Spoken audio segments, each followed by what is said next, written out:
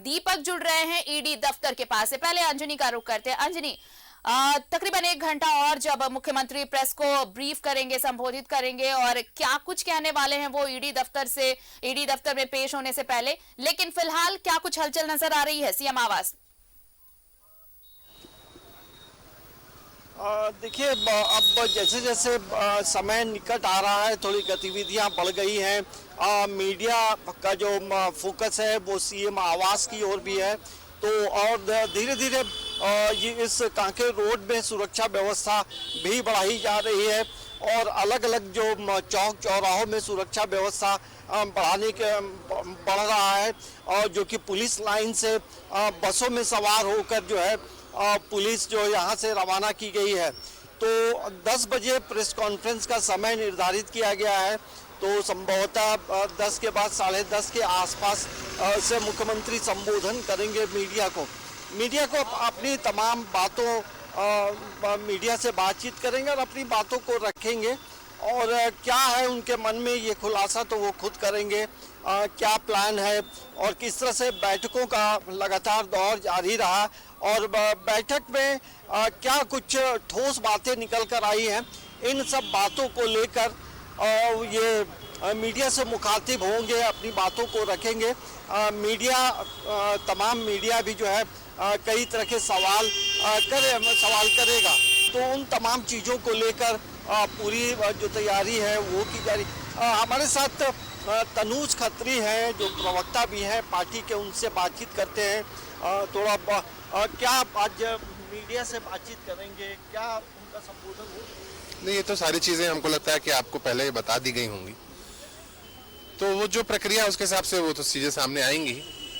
और लेकिन बात ये है कि जिस तरीके से एक आदिवासी युवा मुख्यमंत्री को जो लगातार जन आकांक्षाओं को पूरा करने का काम कर रहे हैं, आप देख रहे हैं कि इस तरीके से परेशान करने का काम किया जा रहा है।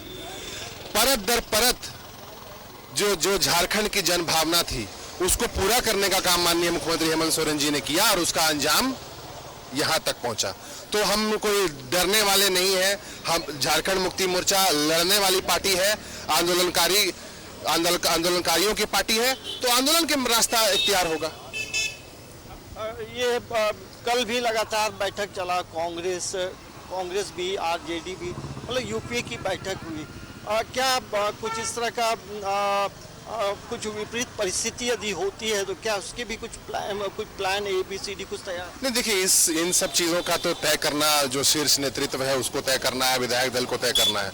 लेकिन हम ये लगातार कह रहे हैं कि किस तरीके से देश के अंदर में, किस तरीके से जहां जहां गैर भाजपा शासित राज्य हैं, जो वैसे नेता हैं जो आने वाले 2024 के लोकसभा चुनाव में भारतीय जनता पार्टी को अपने दम पर, अपनी लोकप्रियता पर शिकस्त दे सकते हैं। अगर झारखंड से अगर हेमंत सोरेन जी बोलेंगे तो उसकी आवाज गुजरात तक जाएगी, इसका डर है भारतीय जनता पार्टी को, इसलिए ये सब चीजें की जा रही हैं।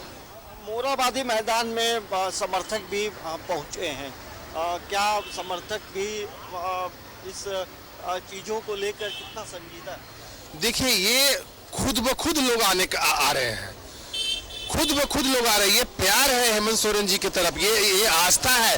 अब जो है हेमंत सोरेन जी जन जन की आस्था बन चुके हैं, एक भावना बन चुके हैं। जिस तरीके से झारखंड मुक्ति मोर्चा झारखंड की भावना झारखंड के अंदर बसता है, उस तरीके से हेमंत जी एक एक युवाओं के अंदर, एक एक महिलाओं से लेकर के सभी तबके के अंदर उनकी आस्था बस चुकी है। इसको रोक पाना मुश्किल है भाजपा के लिए।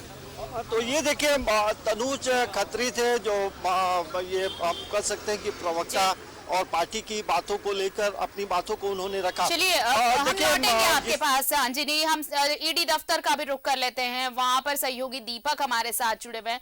दीपक, देखिए सुरक्षा की बात की जाए तो अब तकरीबन 1 घंटे बाद जब मीडिया को संबोधित करेंगे उसके बाद फिर ईडी दफ्तर पहुंचेंगे मुख्यमंत्री, लेकिन इस बीच सीएम आवास से लेकर ईडी दफ्तर तक सुरक्षा की काफी चौकस व्यवस्था की गई है। वहां कैसी हलचल नजर आ रही है? दिल्ली से तो अधिकारी पहुंच चुके हैं। जी बिल्कुल आरती, जो ईडी के जो अधिकारी है वो दिल्ली से यहाँ राजधानी रांची पहुँच चुकी है और ईडी दफ्तर की आप सीधी तस्वीर आप दर्शकों को दिखा सकते हैं कि किस तरह की ये स्थिति यहाँ पे है।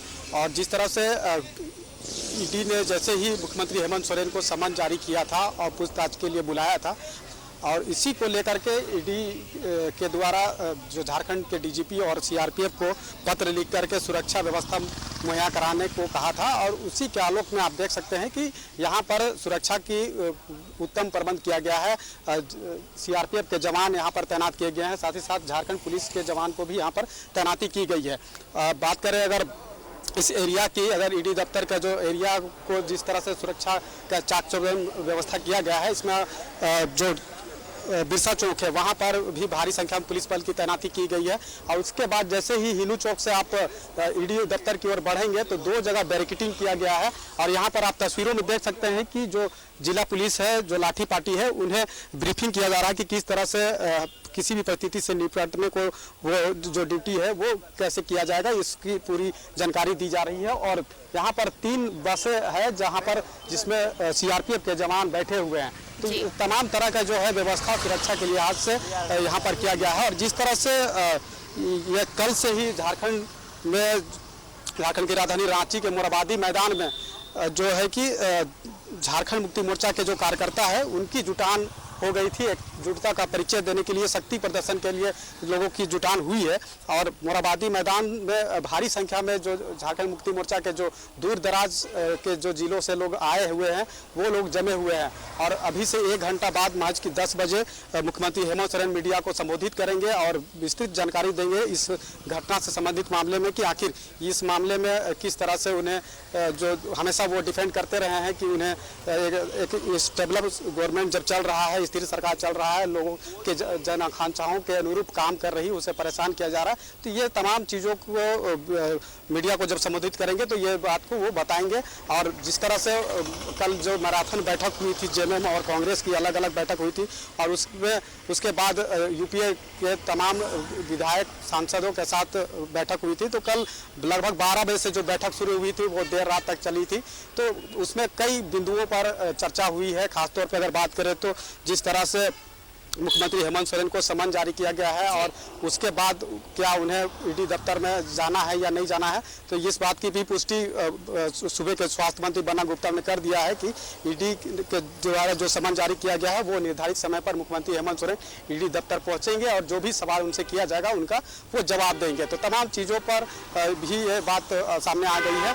और आज जब मुख्यमंत्री हेमंत सोरेन जब मीडिया को संबोधित करेंगे तो क्या कुछ बात मीडिया को बताएंगे, क्या कुछ वो राज्यवासियों को बताना चाहते हैं, इसकी जानकारी वो देंगे। लेकिन झारखंड में जिस तरह से अगर बात करें तो खुट्टी मनरेगा घोटाला से जांच ईडी की शुरू हुई, वो जा करके फिर अवैध खनन तक जा पहुंची है। और साहेबगंज में जो सीएम के जो विधायक प्रतिनिधि है पंकज मिश्रा, उनके करीबी के अलग अलग ठिकानों पर छापेमारी हुई थी बीते 8 जुलाई को, और कई दस्तावेज भी हाथ लगा था ईडी को, और एक मोटी रकम भी बरामद हुई थी।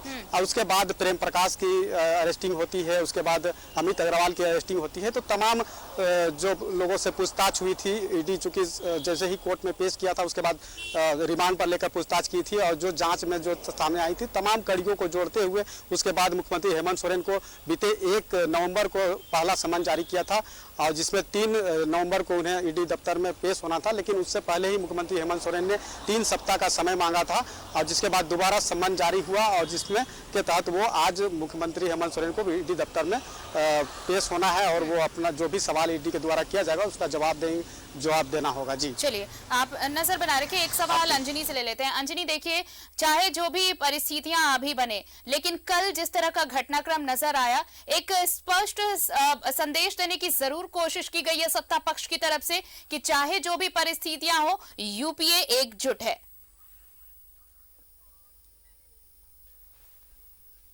यूपीए एकजुट है, ये संदेश देने को लेकर जो बैठक है उसके पीछे का मकसद यही है।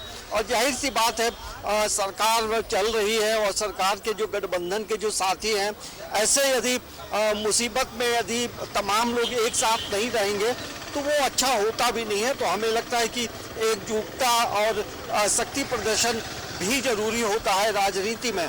लेकिन जब विपरीत परिस्थिति है, कुछ समस्याएं आती हैं, तो ये तमाम लोग मिल बैठकर कुछ समस्याओं का समाधान भी करते हैं, और जब बातचीत होती है तो कई अलग अलग विचार भी आते हैं, और उसके बाद एक ठोस विचार आता है जिसे अमल में लाया जाता है।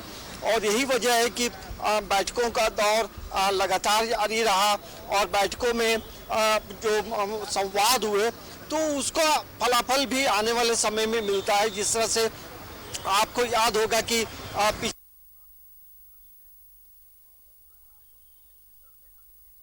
अंजनी, आपकी आवाज स्पष्ट नहीं पहुंच पा रही। फिलहाल बहुत बहुत शुक्रिया दीपक, आपका भी तमाम बातचीत के लिए, और अंजनी आपका भी बेहद शुक्रिया तमाम जानकारी के लिए। तो आज ईडी दफ्तर में हाजिरी लगाने पहुंचेंगे मुख्यमंत्री हेमंत सोरेन, और उसके पहले हलचल बढ़ी हुई एक सियासी उबाल झारखंड की राजनीति में, और ये तमाम अपडेट्स न्यूज़ 11 भारत आप तक पहुंचाता रहेगा।